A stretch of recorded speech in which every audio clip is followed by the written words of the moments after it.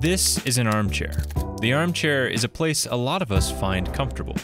Somewhere we can think and theorize and make sense of the world. The problem is, the armchair can be a dangerous place to spend too much time. It's great for intellectual exercise, but the more time we spend theorizing about the world, the less time we spend actually observing it. And out of the comforts of the armchair emerges the most problematic figure, the armchair theorist. The armchair theorist makes an awful lot of assumptions. Assumptions about how the world must be, and assumptions about how the world must work. They fall into the trap of trying to explain the world without first really understanding it. Above all, the armchair theorist moves through life under the illusion of understanding, detached from the reality of the world. The Great Migration offers an example of the armchair theorist at work. In the decades spanning 1915 to 1975, millions of African Americans left the American South in hopes of a better life. And for a long time, it was argued that the shifting economics of cotton was the driving force behind this mass exodus. Between the boll weevil and the mechanical cotton harvester, it had to be the economics of cotton that forced people to flee. Yet, Isabel Wilkerson reveals another perspective in her book, The Warmth of Other Suns. She found that cotton can only possibly offer an explanation for migrants who were picking cotton in the first place. It can't explain the motivations of migrants from states like Virginia or Tennessee, where cotton was not the main industry. And in her interviews with over 1,200 migrants, not one of them mentioned the boll weevil or the economics of cotton. Wilkerson admits that this in itself does not mean these things were not unseen forces in their lives. But the use of the economics of cotton as an explanation for the decades-long migration of millions falls short. It's the sort of understanding an armchair theorist would arrive at. Perhaps a more relatable example can be drawn from Robert Caro's experience as a Nieman Fellow at Harvard. Caro was taking an urban planning course taught by two professors who were experts in highways and why highways get built where they're built.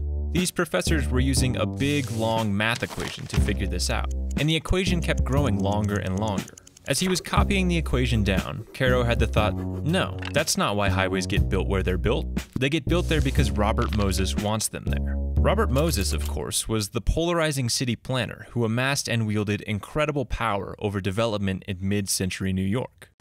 Anyone who's taken an economics course will find this relatable. The field is rife with graphs and formulas that illustrate how consumers make decisions. But when is the last time we used a formula to decide which fruit to buy at the store? Right, never.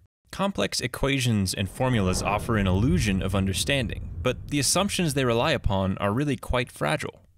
One thinker who took particular issue with armchair theorists in the world of economics was Herbert Simon. Simon saw that economists had a difficult time going out and looking at the world until they had a theory about it.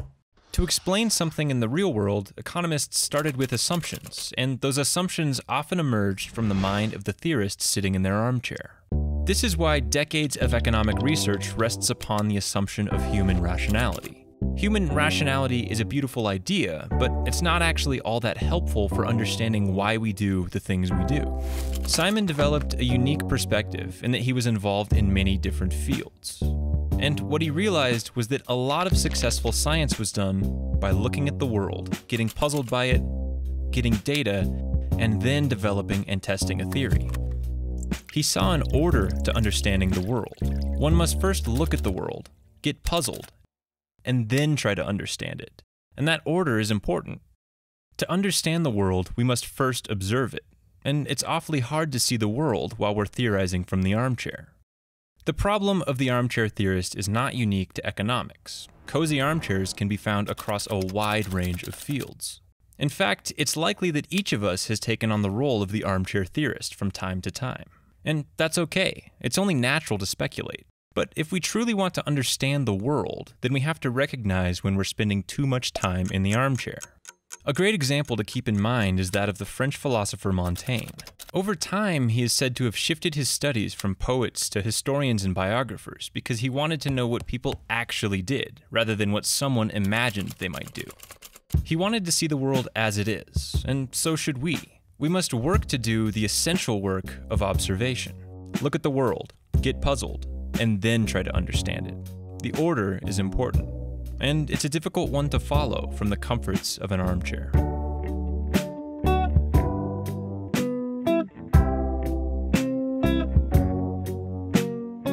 Hey there! Thanks for watching. If you made it this far into the video, rad, thanks. I hope that means you enjoyed it. And if you did, please consider sharing it with 1 or 2 other people who might like this sort of thing. And I'd love to hear your thoughts on the video and the plight of the armchair theorist, so leave a comment below or shoot me an email. And I'm thinking of making a behind-the-scenes type video for this project to show what went into making it. So let me know if that's something that you'd be interested in, and if you have any questions about the scripting, animation, or music. Thanks.